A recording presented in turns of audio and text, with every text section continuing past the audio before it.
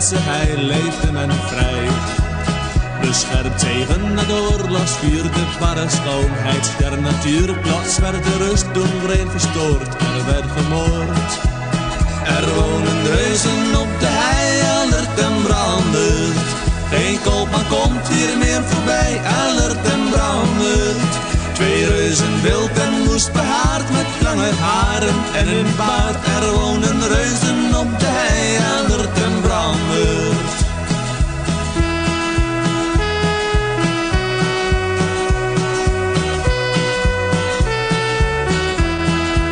Zij leefden van gestolen geld en spanden draden door het veld. Diep in een hol van boevenstel rinkelt de bel.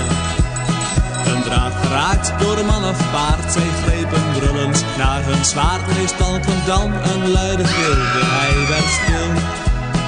Eén ding ontbrak hen iedere dag, een gulle lieve vrouwenlach. Maar Rietje dwaalde door het bos, zij werd de klos.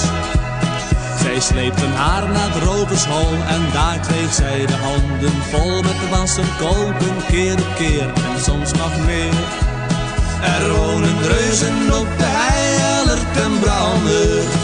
Geen koopman komt hier meer voorbij, alert en brandert. Twee reuzen wild en woest behaard, met lange haren en een baard. Er wonen reuzen op de hei, alert en brandert.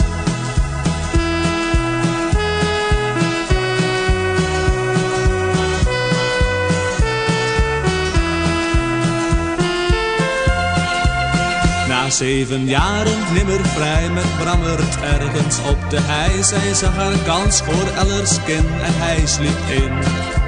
Zij stak het scheermes zonder traan en is er snel vandoor gegaan. Brammert kwam zwaaiend met zijn bijl achter haar aan. Marion sprong nog juist de dans en greep die allerlaatste kans. Zij vluchtte sneller als een pijl, daar kwam de bijl. Die boorde met een doffe dreun zich in de sterke steun. En zo ontkwam de reuzenbruid, verhaal is uit. Er woonden reuzen op de hei, alert en brandert. Maar dat is nu voorgoed voorbij, alert en brandert. Brammert bleef achter zijn is meer en alert zag men nimmer weer. Er woonden reuzen op de hei, alert en brandert.